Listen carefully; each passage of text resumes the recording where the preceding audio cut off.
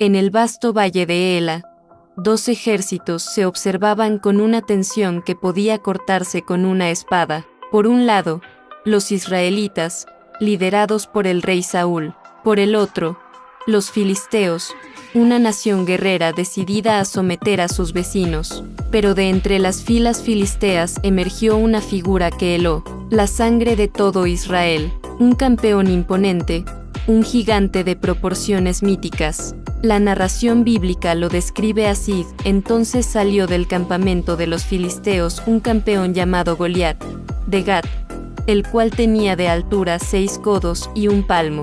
Su voz retumbaba en el valle, desafiando a cualquier israelita a un combate singular para decidir el destino de la guerra. Ante su imponente presencia, hasta el más valiente de los soldados de Saúl, incluido el propio rey, temblaba de un miedo paralizante. Lejos del campo de batalla, un joven pastor llamado David vivía una vida sencilla, cuidando el rebaño de su padre. Un día, fue enviado al campamento israelita con la humilde tarea de llevar provisiones a sus hermanos mayores. Al llegar, lo que encontró no fue un ejército preparado para la victoria, sino hombres consumidos por el temor. Escuchó los insultos y desafíos de Goliat y vio la desesperación en los rostros de sus compatriotas. David, aunque joven, no era ajeno al peligro. Su confianza no provenía de su fuerza física, sino de su fe y experiencia. Él mismo relató sus proezas: yo apacentaba las ovejas de mi padre, y cuando venía un león o un oso y tomaba algún cordero de la manada, salía yo tras él, y lo hería, y lo libraba de su boca. En esos encuentros solitarios, David había aprendido a confiar en una fuerza superior. La indignación se apoderó de David. ¿Cómo podía un filisteo incircunciso desafiar a los ejércitos del Dios viviente? Su audaz declaración de fe llegó a oídos del rey Saúl, quien, desesperado, mandó llamar al joven pastor.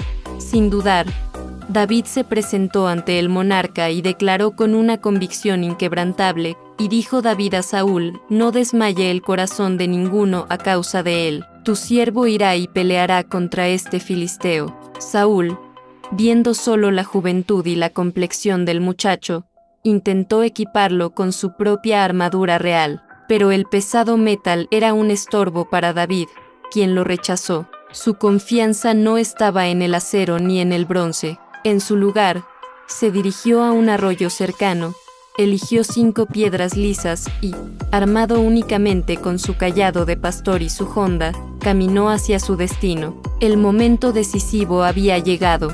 David y Goliat se encontraron en el centro del valle, con miles de ojos fijos en ellos.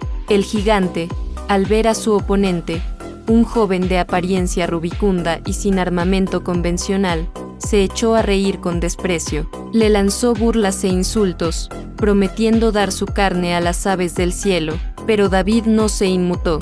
Su respuesta resonó con una autoridad que superaba con creces su tamaño físico: tú vienes a mí con espada y lanza y jabalina, mas yo vengo a ti en el nombre de Jehová de los ejércitos, el Dios de los escuadrones de Israel, a quien tú has provocado. Su fe era su verdadera arma, su convicción su escudo. Sin más preámbulos, la batalla comenzó. David corrió hacia el gigante filisteo. Con un movimiento rápido y certero, sacó una de las piedras de su bolsa, la colocó en su honda y la lanzó con toda su fuerza. La piedra voló por el aire, un pequeño proyectil contra una montaña de hombre. El relato describe el impacto con precisión, y metiendo David su mano en el saco, tomó de allí una piedra, y la tiró con la honda, e hirió al filisteo en la frente, y la piedra se le incrustó en la frente, y cayó boca abajo en tierra. El gigante que había aterrorizado a una nación entera se desplomó.